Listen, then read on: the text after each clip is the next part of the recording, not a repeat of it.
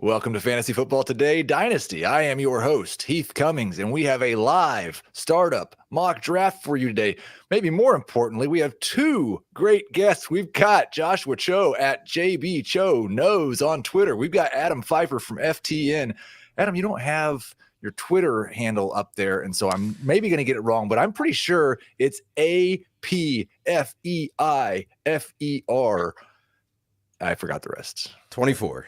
24. I thought you were gonna have it. I was about to be super impressed. Is that for Kobe? Is that for that's for my favorite athlete of all time, Ken Griffey Jr. Wow, I love it. I think I don't think we've talked a lot, Joshua, but I don't think we've done a podcast before. One of my very first podcasts was Adam, maybe the first one. It may have been actually a baseball podcast. It was definitely, we did a DFS basketball podcast way back in the day. I can't even fathom, with baseball starting yesterday, I haven't done baseball content in a while. I can't even fathom doing that now. So we've got a great collection of analysts in this draft. I started it off with the first pick. Yes, I gave myself the first pick because you know what? I'm trying to host a show. I'm trying to keep track of too many things. And now, somebody's making me angry in the chat. Jay Felicio asking me what time do the Jayhawks play tonight? Yeah, really appreciate that. Somebody kick him out. Can we ban him from the chat, Thomas? No, I'm just joking. We won't do that. Joshua, you had the second pick. So I started things off with Josh Allen. It's a super flex startup mock draft, no rookies. Did I make your choice easy when I took Josh Allen? Yeah, you did. Patrick Mahomes has been one of the best, since really he came into the league, and he was the consensus number one for a while in Dynasty until Josh Allen improved his passing accuracy and just suddenly catapulted himself along with his rushing. So I would have definitely taken Josh Allen if I was at number one here. But Patrick Mahomes for me is kind of an easy two at this point in Dynasty. In redraft, it might be a little bit different with leaning towards more dual threat guys like Jalen Hurts or even Lamar Jackson. But I think here in Dynasty, I want to hold on to Patrick Mahomes and see where his career continues to ascend to. Now, Adam, you're a Bills fan. You got your Bills hat on. Is it nice to see Josh Allen finally win something over Patrick Mahomes? I literally knew that was coming, and I can't even do anything. I can't even do anything about it. I will say though, Josh Allen, he's been the QB1 in 3 of the last 4 years, and the 1 year he didn't, he was second, and I believe that was the year that he didn't miss the game with the Bengals Bills game. So, Listen, Mahomes can win the Super Bowls, but Josh Allen can be the best quarterback in fantasy. That's what we have for the Bills. And I think we talk about this all the time, and it's one of the reasons that we play in Superflex leagues now. This is one way to make quarterback value closer to what real world value is. Yeah. There might be other ways. I know Joshua, like Scott Fish in the Scott Fish Bowl several years, has done things to try to penalize interceptions more, or to try to give people bonuses for a high completion rate. How important do you think it is that this game that we play reflects the game that we're building everything around? Man, I think it's really interesting because I started playing fantasy football like 20 plus years ago now. And just the way that it's grown and people really love to play the game. I think as much as you can, it would be good to do so. But for me, it's like whatever settings you put out, I'm going to figure out the best team to make there, regardless of what the settings are. So, but I do think that having Superflex, majority of my leagues are Superflex. I think I only have like one QB league that I do, and it's like a redraft league. And it's just to remember the old times of like the 1 QB days. So I do like the 2 QB or Superflex. And scoring, I think quarterbacks should be the ones that tend to score more because they're the ones always with the ball under center and in their hands. So, yeah, that's why I know CBS is one of the few places where the standard is a 6 point per pass touchdown league, and it went to 4 point a lot of other places to try to kind of, I guess, nerf the quarterback scoring. But I agree with you. Like, quarterback is the most important position in football. They should score a lot more points than everyone else. Let's take a look at how this draft has started. I already mentioned it started off with Patrick Mahomes and Josh Allen, not in that order with the first 2 picks. RJ White takes CJ Stroud with pick number 3. We're definitely going to talk more about that. Jalen Hurts goes 4th. Jamar Chase, the first non-QB, goes 5th. then Lamar Jackson, Joe Burrow, Anthony Richardson. Man, they're going fast. Justin Herbert, CeeDee Lamb, and Justin Jefferson. So let's go back. First off, maybe a little bit of surprise that Jefferson is the third wide receiver, but CJ Stroud is the third quarterback, Adam. I'll go to Joshua here. I didn't see you were on the clock for a couple picks. So I'll let you pick. Joshua, are we getting over our skis a little bit, or like longevity wise, he might have 15 years as a QB1? Man, I love CJ Stroud, and I was like so surprised by how well he did in his rookie season. I mean, he looked like he'd been in the league for years. It took how many attempts before his first interception in the NFL? And he's, they're surrounding him with talent, right? I mean, he's got Nico Collins, got Tank Dell, re-signed Dalton Schultz, who he had really great chemistry with at tight end. They just got Mixon, right? I mean, so they're doing a lot of things to keep that offense purring. But I think that it might be a little bit too early for him personally, even though it is Dynasty and he's young. I mean, he's going into his second year. He's probably only going to get better. I need to see probably a little bit more before I put him at 3. I think Jalen Hurts needs to be there, or Lamar, or one of the guys who are more established. So Adam's made his pick. So Adam, that first round goes Allen, Mahomes, Stroud, Hurts, Chase, Jackson, Burrow, Richardson, Herbert, and then Lamb, Jefferson, and you took Kyler Murray with the 12th pick. The order of these wide receivers, I do have Chase as my wide receiver 1. But then Lamb also goes ahead of Jefferson. How are you ordering those 3? And are they kind of interchangeable? Are you okay trading back at that spot in the draft to take the third wide receiver of that group? Yeah, I think in like redraft, I think as crazy as it is to say, I think Justin Jefferson would easily be third for me just because of this year with the quarterback uncertainty, whether it's Darnold or a rookie. But in Dynasty, like Jefferson eventually is going to have, more of an answer at quarterback. I think those 3, if you had Jefferson first, Lamb first, Chase first, it's totally fine. It's really personal preference. I feel like it's also, part of its recency bias. Not that he's, it's unwarranted, but CeeDee Lamb just did what CeeDee Lamb did last year, and Jefferson missed some games, and Chase missed some games. So, but yeah, they're interchangeable for me as well. And those 3, the only non-quarterbacks to go. So we had 9 quarterbacks, Joshua, in the first round of the Superflex mock, including like Kyler by Adam. I know Justin Herbert's fallen out of some favor with some people. You think 9's about right for the number of quarterbacks that should go in round 1? Man, honestly, if it was just me every single time, I bet you'd be pretty much all quarterbacks. I mean, I just really value quarterback heavily. So I love guys like Jamar Chase, CeeDee Lamb, and Justin Jefferson, but I don't think I've ever done a Superflex league where I've taken a non-QB with my first round pick. Well, I need to get at least one of the top guys. We're about ready to find out. Like Adam, right, around the turn where I can grab a QB and then someone else. Right. But yeah, I think you have to have QBs in Superflex Dynasty, or you're going to be in trouble very soon. For me, I was at the teams that end up with Daniel Jones and like Matt Stafford. It's like, dude, your team's going to be in trouble in a couple of years, or maybe even next year. Yeah, and for me, I was at the turn, so I thought, okay, Kyler for me was the last quarterback before a slight teardrop. I think Jordan Love's right there as well. So like obviously I had to take one or I was in trouble, and then I was sitting there, you know what? And we should also preface, like, we don't have rookies for this draft, so like that would obviously, I would probably feel even more inclined to not go double quarterback to start the first round because of how strong the rookie quarterback class is. But for me, I thought after Kyler and maybe Jordan Love, there's a bit of a teardrop. This is a real test for me because we've gotten to the end of round 2, and I already have Josh Allen. And listen, I'm probably going to take one more quarterback here. And the top 2 quarterbacks on my board, let me make sure I'm not missing something and one of them was taken. No, it's Brock Purdy and Trevor Lawrence.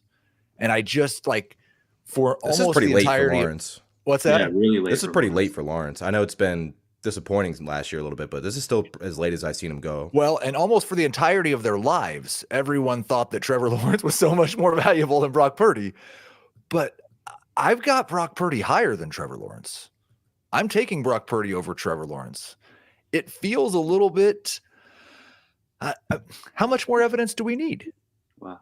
In terms of like fantasy production, and that's not everything. Like we still take into value how good these guys actually are and what their upside is based on their skill set. But Joshua, like at some point, Trevor Lawrence actually has to produce like the elite fantasy prospect that he is, right? Man, I really like Trevor Lawrence, and this is probably the first. I mean, everyone knows he's a super flex, right? I mean, Trevor Lawrence should not be leaving the first 2 rounds of a super flex dynasty startup. Like, I would be ecstatic, I think, to see him still there. Like, I would have to consider him with my 3rd pick here, because I know his value. And so that's one of the things that I kind of wrestle with when I do a Superflex Dynasty startup is during the startup, you're not necessarily looking to fill holes or fill needs. I think like as you continue to progress, for me, you always have to look at value and potential of what they bring. And Trevor Lawrence still is a franchise quarterback. He has the goods in terms of ability and just quality of play, but he hasn't put things quite together as people have expected, right? So I understand that people are a little bit lower on him now, but it is really hard to see him here. And I think.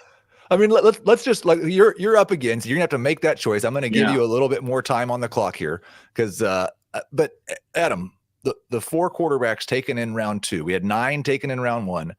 We got 4 taken in round 2. That means 13 quarterbacks have been selected, and Trevor Lawrence has not.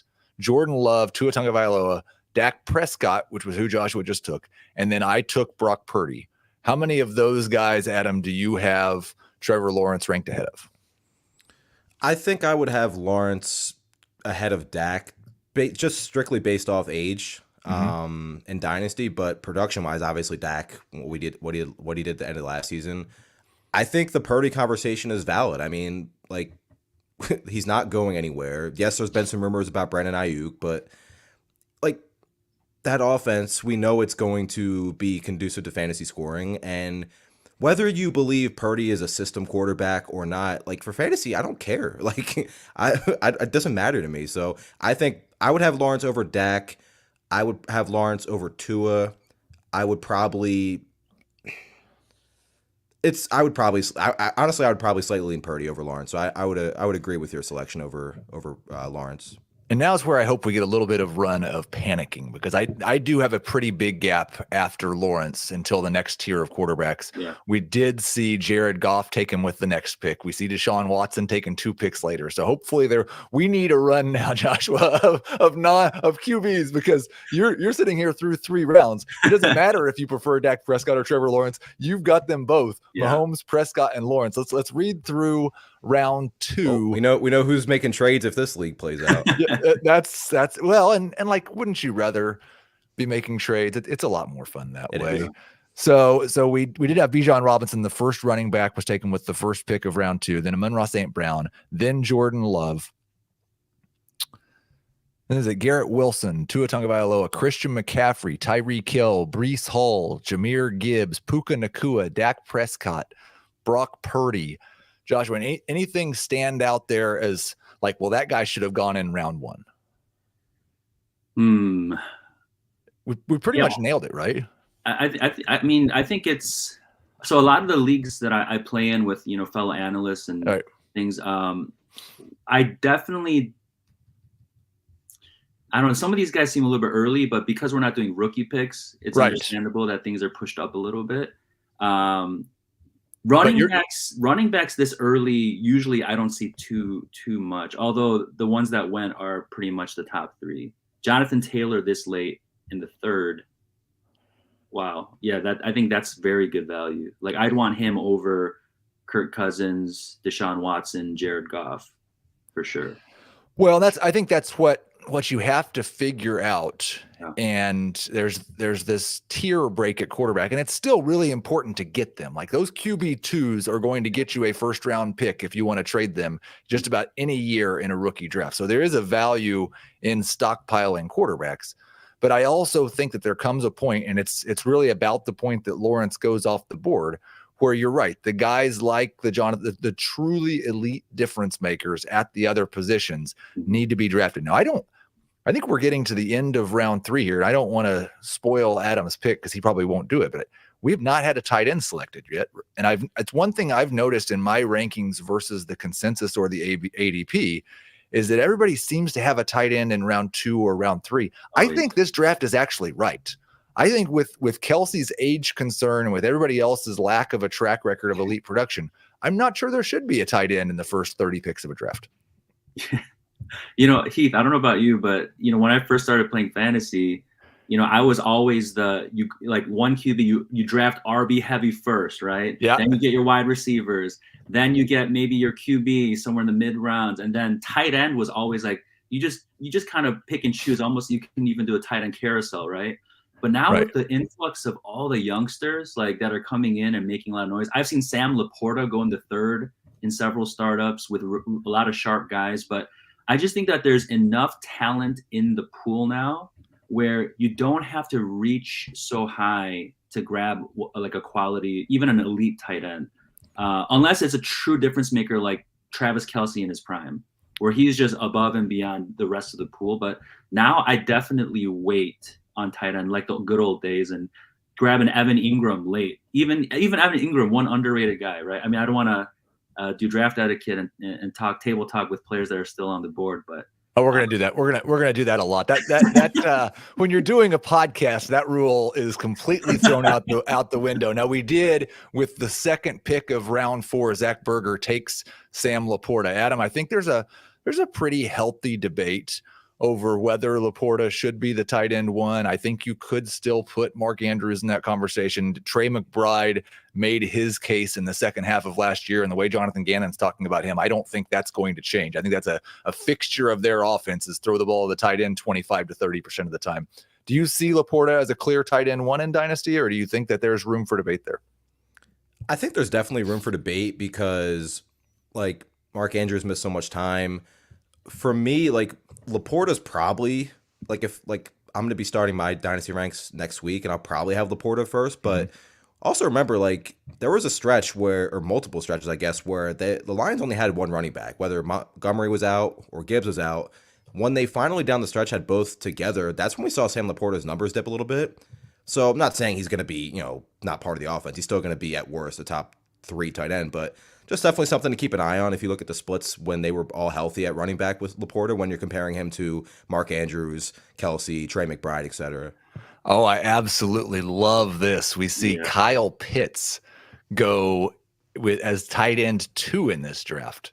And I have really, and I'll just stay with you on this one, Adam, because we're getting close to Joshua's pick, but I've really been struggling with how much of a boost to give Pitts after 2 or 3 years of not quite tight end 1, not the guy that we'd been billing him to be, but now he's got Kirk Cousins. He's got rid of Arthur Smith. Things are supposed to be getting better. Is he in that conversation for you? Because I'll tell you, the only guy I moved him ahead of, I had him at tight end 5 before this news. They signed Cousins. I moved him up to tight end 4. The only guy that I moved him ahead of, though, was a Buffalo Bill, Dalton Kincaid.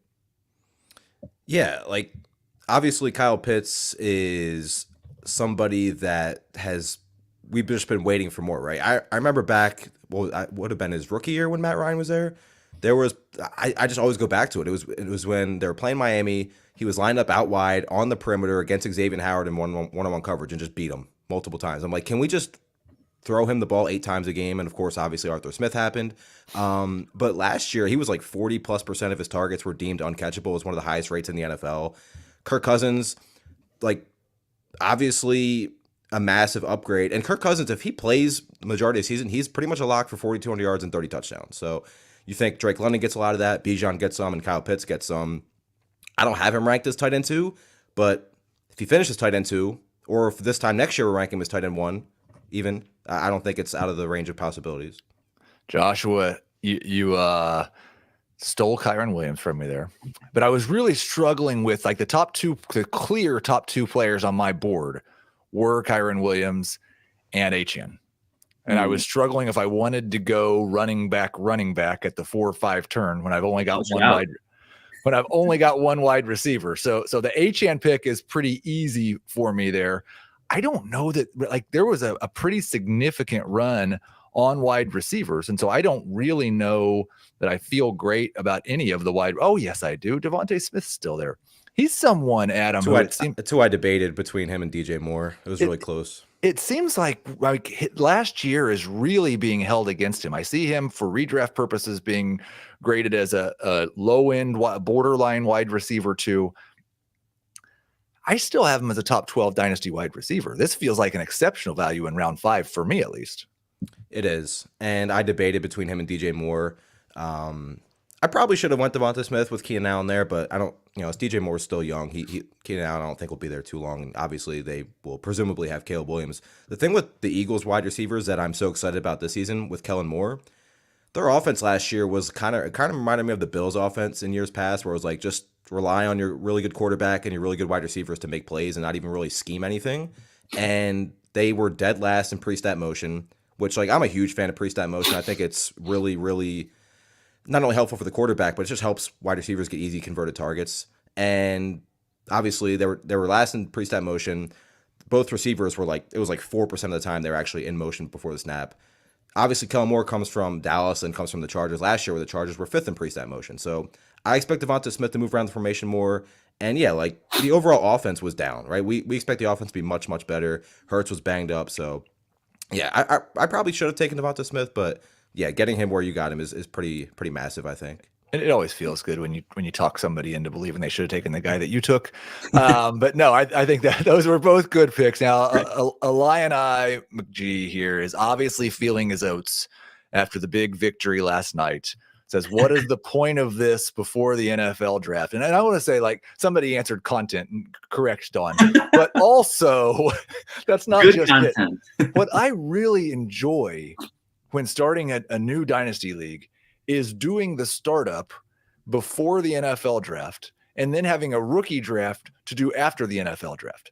That's the best part of fantasy football, is drafting. When you're starting a new league, why not have 2 drafts? So that's the point of this. Is I actually have had leagues that we started like this. We did the startup in February or January or March, probably not April, but maybe even April. And then in May, you get that rookie draft. Now, we're not including rookies or rookie picks in this. There's a lot of different ways that you can do this, Joshua. And I kind of want to get your opinion. Yeah.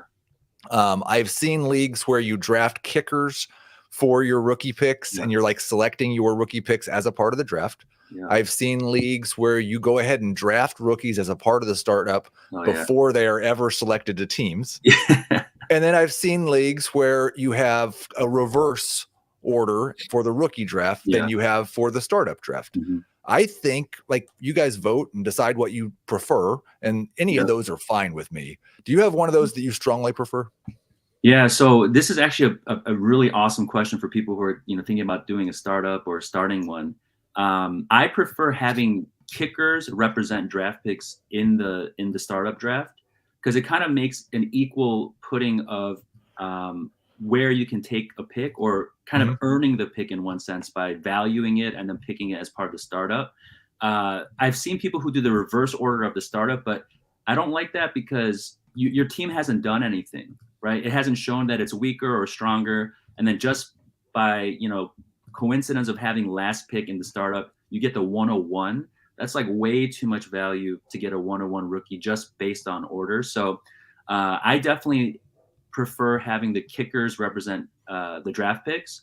I'm in one where I took the 1.01 in the second round of startup of a Superflex dynasty, and that represents Caleb Williams, obviously, for me. So doing something like that now, when you go to the rookie draft, and like you said, we love drafting, having 2 separate drafts, then you go ahead and use those picks, or you can even trade those picks as assets right before the draft. So there's a lot of fun that goes into having it in there.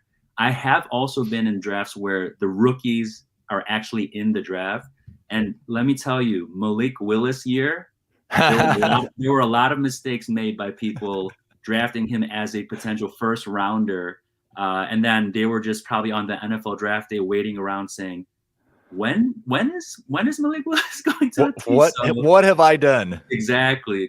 So yeah, definitely, if anyone were to ask me, I'd say get the kickers in there as position holders for the draft, and it's a lot of fun that way, for sure. So Thomas hasn't yelled at me about it yet, but I haven't taken a break yet either. So let's take a short break, and then I'll kind of recap rounds 3, 4, and 5, and we'll make some observations. This draft is flying.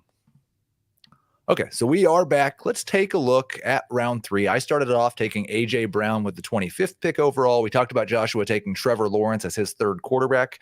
Then we get Jared Goff Chris Olave, Deshaun Watson, Kirk Cousins, Drake London, Jalen Waddle, Jonathan Taylor, Nico Collins, Michael Pittman, and then Bryce Young goes to Adam with the final pick of round 3.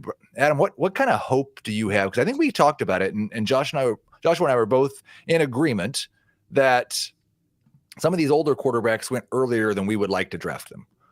But Young is obviously very young, just had a disastrous rookie year. Are you hopeful that Dave Canales is going to get things fixed for him, that Deontay Johnson's going to give him a true number 1 wide receiver, and that we're going to see him produce as like a high-end QB2 this year? I both am encouraged with Bryce Young. I also, admittedly, the 3 players that went before him were the 3 top players on my board, so that didn't help. But no, I actually wrote about Bryce Young in an article last week. So obviously, Bryce Young's rookie season was terrible, but if anybody watched, that team just had no separation. We have a ton of advanced data at FTN Fantasy. So our data team charted his average separation per pass attempt was at 1.63. It was tied for the 4th lowest rate in the NFL. It doesn't really surprise anybody. They bring in Deontay Johnson, who can separate. And like, I am a massive Dave Canales fan. He obviously was the quarterback's coach in Seattle, where Geno Smith had a breakout season, was a top 10 fantasy quarterback. I think it was like top 5, actually, borderline. And then obviously last year in Tampa Bay as the OC, with Baker having a career season. So I believe in Dave Canales. I believe in the fact that, you know, they bring in Deontay Johnson, and we have to remember, like, yes, CJ Stroud is clearly the best quarterback in that class. It's not even a debate. But I really struggle to believe the number 1 overall selection last year was as all of a sudden just as bad as he was last year. Remember, Trevor Lawrence had a bad rookie season in a bad situation. So, and Bryce Young made some throws last year that were like, wow, first overall selection worthy throws. So I would like to see a little bit more talent added. I know they're missing some draft picks because they traded for Bryce Young, but yeah, I mean, I'm still very hopeful.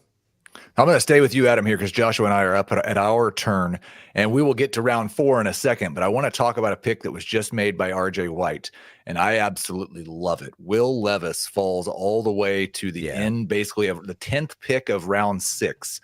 We saw Baker Mayfield, Justin Fields, Derek Carr, Matthew Stafford all go in this round.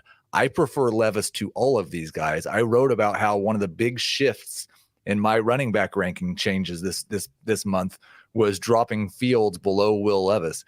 He's now got Calvin Ridley. He's got DeAndre Hopkins. He's got a better offensive system. Are you optimistic about Levis? I am. I also, like, I'm still a little bit worried about, like, a lot of his traits, like his pocket presence is terrible, but if he's getting Calvin, like, I also want to see Calvin Ridley use, I think they talked about it actually this week. Callahan talked about like moving him around more, which he didn't do in Jacksonville. So you move him around the formation more, he's going to get open a lot faster. You have 2 very capable running backs. Maybe they draft now without, you know, they were a team that could have went receiver or something. Now they can probably maybe take Joe Alt where they're at in the draft and shore up the offensive line. So, and the thing with Will Levis is too, there is like legitimate upside with his game because he was such a high ADOT player. Like, I believe he was top 5 in percentage of passes, 20 plus yards down the field. So he's not going to have like this massive, you know, 20 plus point floor, but he'll have some spike weeks, especially with Hopkins, Ridley, and the weapons they have there. I honestly think that it's not, he's probably not going to throw 30 touchdown passes or 30 interceptions. But watching him play, that 30-30 season that we got from Jameis, and that quarterback that we as fantasy managers love and drives some head coaches crazy, I think Levis could be that guy for the next couple of seasons as a potential starter. Now let's go through, we got through our picks there, Joshua, and we'll talk about those in a minute, but I've fallen a little bit behind here on the rounds. So let's actually try to get through round 4 here and see what you thought of these picks. Adam started that round off with DJ Moore. Then we had the first tight end, Sam Laporta, Travis Etienne, Brandon Ayuk, T. Higgins, Kyle Pitts as tight end 2 was a bit of a surprise, but I like it. Saquon Barkley, Aaron Rodgers, another old quarterback, Trey McBride, Rashee Rice. Man, I wish I could have got him. Kyron Williams. Man, I wish I could have got him. And then I took Devon Achane. I almost feel like I like the end of that round 4 better than the start of it. Maybe that's because it was my pick. Do you have any observations there about round 4? I think DJ Moore, obviously as a Bears fan, I love having him on our team. He is a difference maker, a playmaker. And, I would probably take him actually ahead of probably Michael Pittman Jr., Nico Collins.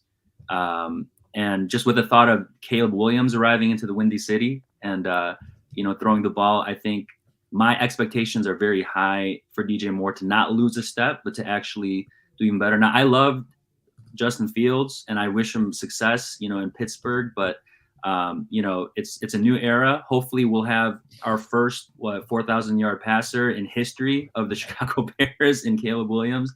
So I really like the DJ Moore pick. Saquon Barkley also, I think, is an absolute stud. If he was there at my pick and he fell, I probably would have taken him over Kyron. Now, I know the age factor, but Barkley being on the Eagles now, I know there's the tush push and, everyone's like, Hurts is going to take away value, but I think Barkley is going to have, a huge, huge season in Philadelphia. But yeah, I'm noticing that with all these QBs going, that normally I don't see this level of older QBs, or like QB2s going this early. Even like Bryce Young, like he's kind of risky. So, I respect the pick. I think he probably could have gone a little bit later, but at this point, just QBs are flying off the board. Those are some of my, I guess, observations. Rashee Rice, I'm very interested to see how he does to follow up a very strong finish to his rookie season for sure.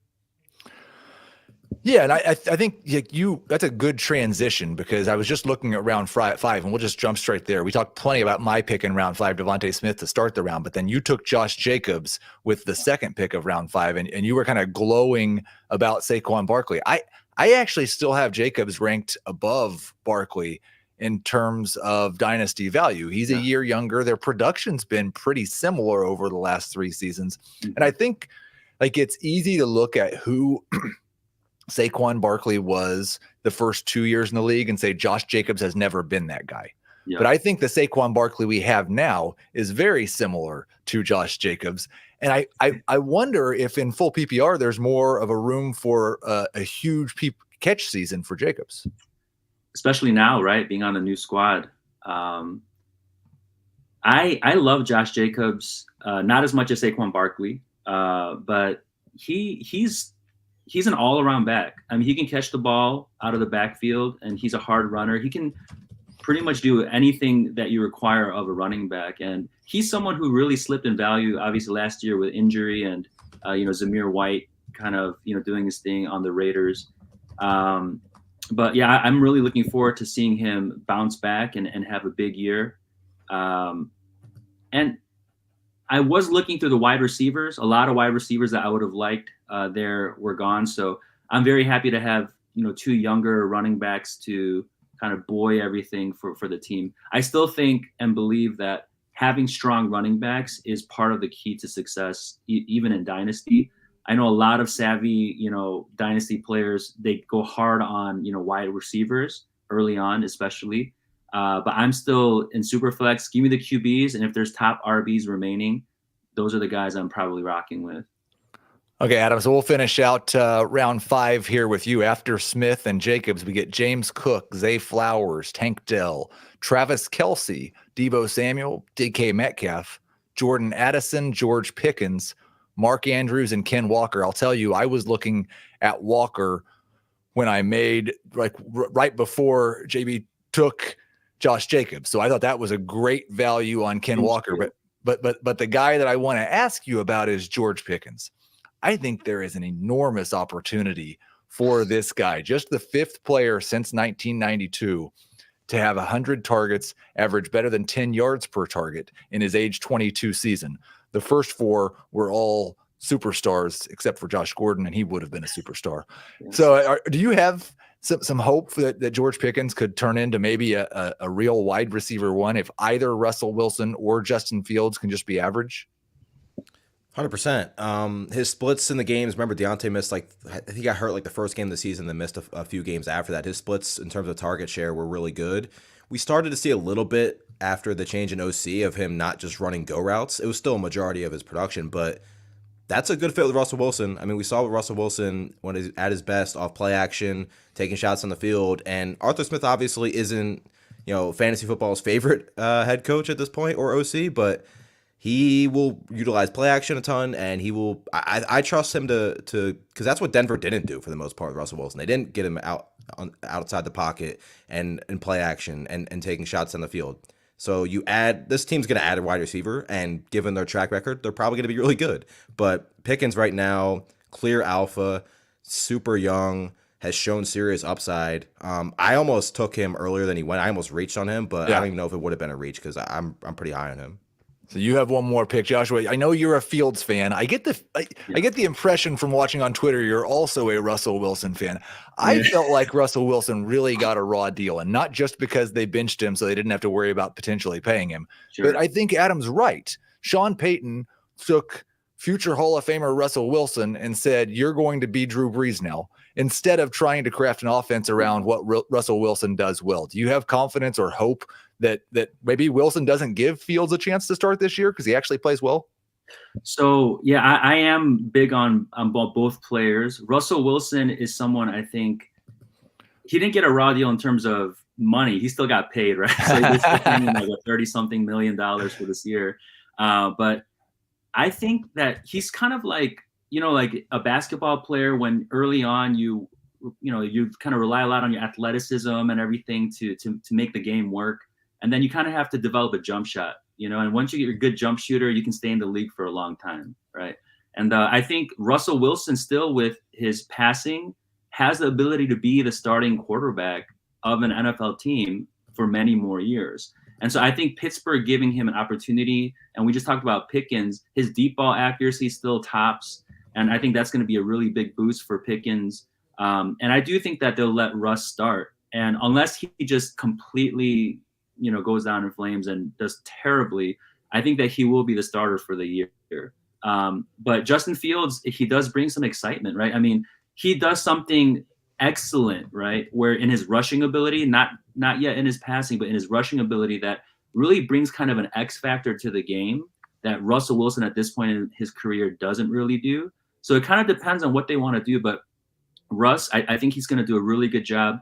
Pickens, though, I need a little bit more convincing on. Okay. I know the stat that you mentioned, and Adam, was all over that too. But I was always a big Deontay Johnson guy, like in Pittsburgh when they were both on the same team. So Pickens needs to show me a little bit more. Like, I don't think I have any Pickens in any of my dynasty leagues. So I'm not out on him because he showed such improvement. But I'm also not like salivating to draft him for this upcoming season. Would you say you've not been picking him? Yeah. Okay. Yeah.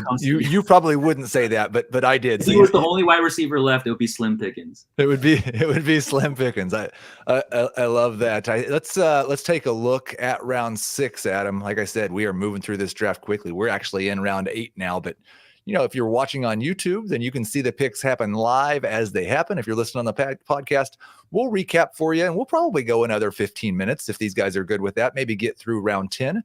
But the round 6 picks, we had you started off, Adam, with Stephon Diggs.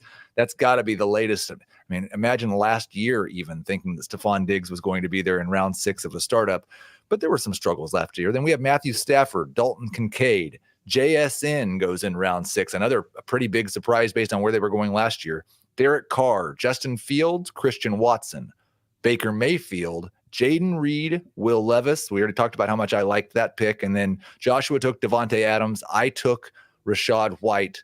Let's talk about these young wide receivers, JSN and Christian Watson, a couple of guys who have seen their value fall quite a bit in the last calendar month. Are you still in on these guys? What's your level of hope? Yeah, Christian Watson, I'm kind of not fully out on. I just don't think he's the best wide receiver on their team. Simply put, I think you watched their offense with Matt LaFleur, and I was really interested to see this post Aaron Rodgers. Rodgers was not a fan of pre-snap motion at all, and now that he was gone, I was expecting an uptick, and there was an uptick, and a lot of that was with Jaden Reed. He was the guy getting a lot of the jet sweeps, a lot of the screens, a lot of the scheme touches, and granted, his ADOT and everything was incredibly low, and Watson has a ceiling. But all of a sudden, you have Jaden Reed, you have 2 young tight ends that will be more involved and hopefully healthy this season, And then, Dontavian Wicks was awesome last year. I don't really like Watson, somebody I'm really out on just because I think I would rather get Jaden Reed or Dontavian Wicks later. So I'm not really on Watson. JSN obviously would be more interesting if, Tyler Lockett wasn't back. The interesting thing too, though, Shane Waldron's gone. He was a proponent of using 12 and 13 personnel at times. Hopefully we see more 11 than we saw. But down the stretch, second half of the season, which you tend to see from rookies, JSN was playing a lot more. A lot of times he was getting more targets per out run than Lockett, who, over the age of 30, he had one of his least efficient seasons. Finally, Lockett was not that efficient, which hasn't happened really ever. So I'm definitely, like, if people are worried about JSN, I would definitely jump to trade for him. Is he is he still a top 15 dynasty wide receiver? Top 20, top 25? I find I struggle with him right around that 20 range. He would be outside top 15 for me for sure, but right. Yeah, he's probably like 20 to 25. Okay, Again, also it's obviously I think you would comfortably put 3 rookies ahead of him, so that obviously bumps him down. Maybe even 4 depending on landing spot. We'll see. We just had the ultimate run of old wide receivers, and it was all Joshua and I doing it. Let me see. I wanted Chris Godwin or Keenan Allen after your turn, and you took both. I was like, where did they go? They disappeared from the queue. So you take Cooper Kupp at the end of round 8, or almost at the end. Then I take Chris Godwin. I pair him up with Keenan Allen. Then you take DeAndre Hopkins. It just, how do you view, like, do you have to be someone who's drafting in a startup to be that you think you're drafting your team to be a competitor to take guys like Kupp and Keenan or Hopkins, or do you feel okay adding them because it's so late? Like, we're at pick 96, 97, 98. Like, it's just such great value that you'll be able to turn them into a rookie pick if you're not a competitor. Yeah. So the way that I strategize in Dynasty Superflex, or even just any startup, is I plan on winning right away. Right. So I'm not thinking about fancy rebuilds, and I think there's something like the productive struggle and all these. Yes, Ryan McDowell. We talked about that just a couple weeks ago. Yeah, I say give me the best players available, but you have to really couple it with value, because you don't want to just flame out after a couple of years because everyone's too old and their time has come, right, to be out of the league. So these values are actually really good for the potential of what the veteran receivers can produce. I did actually consider Godwin over Kupp simply because age. People think Chris Godwin's like 35, but what is he, like 28? Right. He's still kind of in the prime of the back end the prime of his wide receiver career. But yeah, I mean, Cooper Kupp just a couple of years back, I mean, what he was able to do and on a regular, consistent basis, going this late, who knows? Matt Stafford still loves him. I know Puka Nacua, but look, Puka Nacua went in the 2nd round, and we're in the 8th round, and I think Cooper Kupp very much has the ability to put a wide receiver 1 number still, as long as he stays healthy.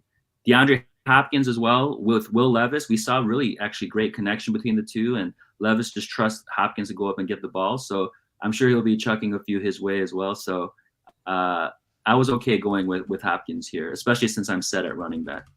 Let's it's getting ready. Adam's getting ready to make some picks. Joshua, so I'll stay with you, and let's take a look at how round 7 went. I started that off with Javonte Williams, who is one of my favorite buy lows this offseason. I still think that we may get to October and he'll be viewed as a top 12 dynasty running back once again. Wow. You took Isaiah Pacheco right behind him, which I think those guys belong in the same range. Then we had Calvin Ridley, David Montgomery, Terry McLaurin, Nick Chubb, Mr. Unlimited Russell Wilson, TJ Hockenson, DeAndre Swift, Geno Smith, Christian Kirk. I loved that pick from Zach. And then Joe Mixon. I want to ask you about Hockenson, because obviously the injury has extremely negatively impacted his redraft value. We expect that he's not going to be ready at the start of the year. We don't know when he's going to be 100%. How does that change your valuation of him in Dynasty? Is it someone you want to buy because he's an injured player and you can maybe get him cheaper right now? Yeah, I think with the way that people are coming back from injuries now, especially if, he's not a running back or, I would still consider him top 5, I think. Okay. Or maybe not top 5. That's hard to say with all the young people, the young TEs. But he's definitely still a tight end 1. And he's someone that I would target for value. In this particular round, though, it's a very interesting round to see because talking about injuries, Nick Chubb, right? I mean, Right. he went in the 7th, and he's someone that I would not pick until much later. There's just too much risk involved. But with TJ Hockenson, with his age, him coming back, probably will have a little bit more time and a little bit less violent of a position to play at tight end than running back, just constantly getting pummeled. I'm okay with that pick where he went. Let's take one more short break, and then we'll kind of go through where our teams stand through the first 10 rounds of the draft. Only one of us has made our 10th round pick, so we'll start with Adam. We'll be right back after this. All right, Adam, you're the first guy to 10 players. I don't even know if you've filled out all your roster spots. I still don't have a tight end. Let's see how your team looks. You've got Kyler Murray as your QB1, Bryce Young as your QB2. You took Sam Darnold as your QB3. At running back, you have Ken Walker. Oh, no. You've got Bijan Robinson. You've got Ken Walker. You've got Joe Mixon and Aaron Jones. So a little long in the tooth with your RB3 and 4, but a great RB1 and 2. Wide receivers where it gets a little bit dicey. DJ Moore and Stephon Diggs, your only wide receivers through 10 rounds. And then you were listening to Joshua earlier. You took Evan Ingram as that value tight end 1. Maybe a little bit of a unique build with 4 running backs and 2 wide receivers. But man, that combination of Bijan and Ken Walker may not matter who's playing wide receiver for you. Yeah, like I definitely fell asleep a little bit at wide receiver. I was debating between Deontay Johnson and where I took Sam Darnold. Admittedly, it's definitely a bit of a struggle doing this for months of us kind of breaking down the rookies, just doing it startup, and everybody gets pushed up. So admittedly, that's something I struggle with a bit. I don't love my team, obviously, but it's the somebody asked like why we're doing this before the draft. I think it's the exercise and to know the differences in ADP changes when we get the rookies. Evan Ingram, like, don't expect it to happen again, but he was 4th in the NFL in receptions last year. Like, and I think them not obviously bringing back Calvin Ridley and bringing in Gabe Davis is only good things for Christian Kirk and Evan Ingram. Yeah. And we know Doug Peterson's offense has been extremely tenant friendly. So, he's obviously, I think he's 29, but he's had a crazy career because he looked like somebody we all wanted in Dynasty after his rookie season. Then he fell apart, and then he went to Jacksonville. He's been top 5. And it is kind of a weird dynamic because I know that we don't often see it, and Joshua's getting ready to make his 10th pick. So I'm going to talk about the first 9 while he's making that 10. But what the first thing that stood out to me was the running backs in Kyren Williams, Josh Jacobs, and Isaiah Pacheco are really, really strong. I know he's not generally a guy who prioritizes running backs in dynasty startups, but I think that tells you kind of how the wide receivers flew off the board. Yeah. And when you're at the end, like all 3 of us were, how you kind of have to take what the board gives you. So through 9 rounds, and we'll get the 10th pick live here, the quarterbacks are Patrick Mahomes, Dak Prescott, and Trevor Lawrence. Not sure you're going to find a better quarterback trio than those 3. At running back, as I said, he's got Josh Jacobs, Kyren Williams, and Isaiah Pacheco, now adding Raheem Mostert as the 10th pick. And then at wide receiver, 3 guys. You want to talk about long in the tooth? Devontae Adams, Cooper Kupp, and DeAndre Hopkins. No tight end yet for you, Joshua. Is it surprising to you how this team's come together? I mean, the 3 QBs in a row, generally I wouldn't do, but with value, the way that I value Trevor Lawrence as still a QB1 in Dynasty, there's just no way that I could let him fall to a team that didn't prioritize quarterback, in the first 2 rounds. So I really like the strong core, and I could definitely look to make some moves off of that. I do like the top tier running backs in a startup for the sake of winning that year. It's a pretty big part. Right. And the 2 that I got age wise, Kyren Williams, as long as he doesn't go in the doghouse, he's going to be hopefully the Rams, running back of the foreseeable future. And then Pacheco, I mean, they love him in KC, and with good reason. And I think just being a part of that offense, I'm happy to take him there. I know my wide receivers are older. Some might say, it's a retirement community in that wide receiver core. But I think I can make do with this team and use the assets that I have to draft because there will be a rookie draft following this one if we were to do that. Right. And there's a very strong wide receiver class. That's a good point. That went in my thought process too. Even though it was a mock, I'm sitting here like, well, there has to be rookies at some point. So yeah. So that's part of it too. And I know that I can make up ground there.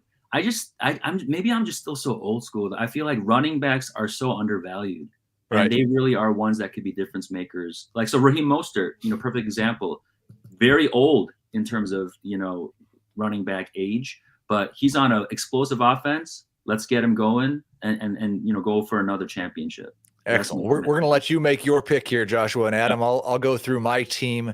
You can tear it apart, although you won't, because my quarterback, my QB1 is Josh Allen. I'm set. I don't need to see the rest. Josh Allen and Brock Purdy at quarterback. I've got Devon Achane, Rashad White, and Javonte Williams are my top 3 running backs. Wide receiver, A.J. Brown, Devontae Smith, Chris Godwin, Keenan Allen, and I just took Demario Douglas in round 11. And then my only tight end so far is Dallas Goedert, my round 10 pick. I did not realize that I drafted 3 Eagles pass catchers without Jalen Hurts. That was not intentional, but I still, Goddard's another one of those guys, kind of like Devontae Smith, where I just feel like last year's being held against him too much. Yeah, I can see that. And again, I think we have to remember that the Eagles offense was not playing at its, especially in the second half. Remember how disappointing it was. That's going to change. Like, whether you think they'll be the best offense, the 4th best offense, I'd be shocked if they're out to the top 5, and that's just going to bring everybody along. And yeah, Goddard, like, he had a weird season too last year where coming into last year, like, he was as efficient as anybody in the NFL at tight end. So I'm not all of a sudden believing he's, suddenly bad. So I expect him to be right up there again. The only question you always have with him is, like, what's his ceiling for targets on a weekly basis if everybody's healthy? But because he's so efficient, I expect him to be, return to being efficient. He can make do with 6 targets a game. And when you're drafting him, I don't know, we have 3, 5, 6, 9, 10. If you're drafting him as a tight end 10, 11, 12 in the double-digit rounds, that risk of a lower target volume is not quite as daunting. When we were drafting him in round 6 as a borderline top 5 tight end, then it was a little bit more of a concern. So listen, I'm going to we got just a couple minutes left here. We're in round 11 of this mock draft. There will be, if you want, I know it's probably when you're listening, you're watching, it's hard to keep up with every pick. I will write this mock up. There will be full results on the site, cbssports.com, by Friday afternoon. So probably by the time you are listening to this podcast, you'll be able to go over to the site, look at the full results while you listen to the podcast. But you're both going to pick a couple times before I do, or Adam's twice, Joshua once. So you're not going to give me anything that I'm going to steal from you. But when we get into the double-digit rounds, and Adam's coming up to pick here now, so I'll go to you first, Joshua. Yeah. People who are in the double-digit rounds of their startup drafts, any deeper sleepers that make it to this range that you think people should be on the lookout for that might increase their value a lot in the next year? Man, that's a really, really good question. Honestly, I think at QB is actually one place where you might find some value. So okay. Will Levis went a lot earlier in this draft than I've seen him go in some startups. But like, is Daniel Jones still out there? That he is in my queue. So if I do take him, it's not because I'm trying to steal him from you. I was actually considering him last round. Yeah. I'm surprised that we've got Adam Azer and Dan Schneider in this draft. It's amazing that neither one of them have taken him yet. But yes, Daniel Jones is someone who could be a value. Yeah. So Superflex, I mean, quarterback, the cheapest you'll ever be able to buy, quote unquote, buy a quarterback is in the startup. And so, with Daniel Jones, I think they're still committed to him, at least for this season, as the starter to kind of prove himself, and the deal that they made with him, giving him all those millions of dollars. But I know that recently they did say, hey, but if there's a rookie quarterback that you really love in this draft, go ahead and get him. But Daniel Jones just a couple seasons ago was QB 13, like in Dynasty. And so he's someone that still has the goods. He is kind of a silent Konami code player, the dual threat that people don't really expect, but he can run the ball, as well. So he's someone that I would definitely target in Superflex leagues, kind of in the mid rounds, especially at quarterback. That's such an important position. I see at that 11-12 turn, Adam, you kind of answered this question for the people with your 2 picks, taking Gabe Davis and Michael Wilson. And immediately after that, Zach Berger, clearly watching live on YouTube, takes Daniel Jones. Listen, I think that's one of the things about maybe why Trevor Lawrence falls to round 3, because he just, after a disappointing third season, replaces Calvin Ridley with Gabe Davis. Do you think Gabe Davis has like some bounce back potential? Can he finally not disappoint now that he's gotten out of that terrible situation in Buffalo? I'm not overly excited about him. It was just kind of, obviously I need to address the wide receiver position.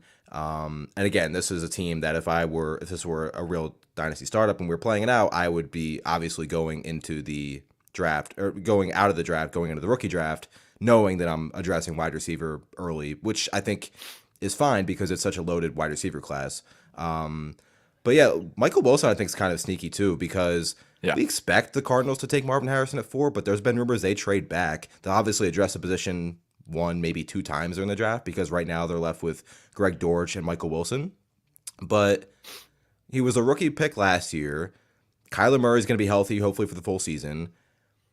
Even if Marvin Harrison is there, like there's a path to Michael Wilson being viable. So, and obviously, again, if they trade down and draft, they get a later first round pick and draft somebody like Brian Thomas or somebody, like I think Michael Wilson, I debated between him, Dontavian Wicks. I just think Michael Wilson, there's a little bit more unknown with him, and at this point of the dynasty startup, I'm looking for some more of the unknown. I think we know Dontavian Wicks is going to be solid and a part of the offense, but not quite sure what we can expect from Michael Wilson, which I don't think is always a bad thing to be unsure.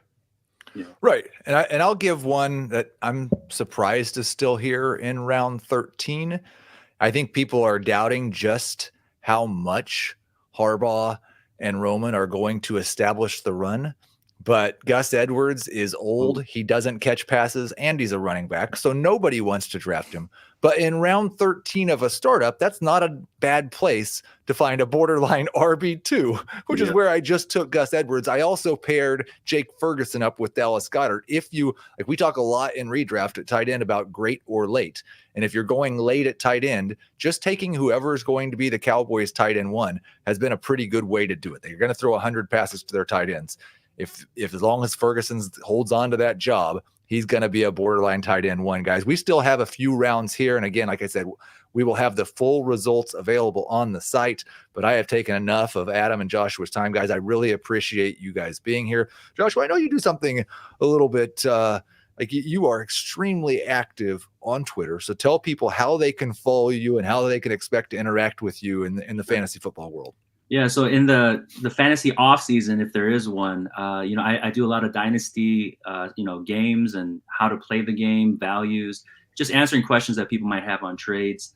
And then during the redraft season, I try to put out daily content on X, and you can follow me at JBChoKnows. I try to really answer everyone who has a question, but as the following grows, there's quite a lot. So I do my best though, and just try to share, God's love and kindness, on the X app, and hopefully you enjoy, the interactions. We appreciate it, and we've enjoyed having you on. Adam, tell everybody where they can find your content. Yeah, ftnfantasy.com. Right now, ramping up with free agency pretty much over, ramping up the draft stuff. So right now, I'm doing a series where I go through each division, breaking down what positions and what players make sense for every team in that division. So that's fun, doing a ton of stuff with rookies coming up. And it's an exciting time. Again, I talk about it all the time. Literally nothing better, obviously, than watching football and scoring fantasy points every Sunday. But my favorite time of the offseason, at least for content, podcasts, etc., is this time.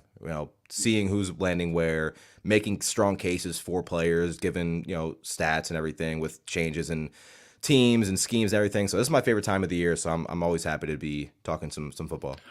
I thank both of you for being here. I thank everybody who was a part of this draft today. And again, those names will be listed on the site in the article. I thank you guys for participating here in the YouTube chat, listening to the podcast. Starting next week, we have rookie position previews. On Tuesday, we've got Matt Waldman back on the show with Dan Schneider. He'll be here as well. So we will talk to you next Tuesday.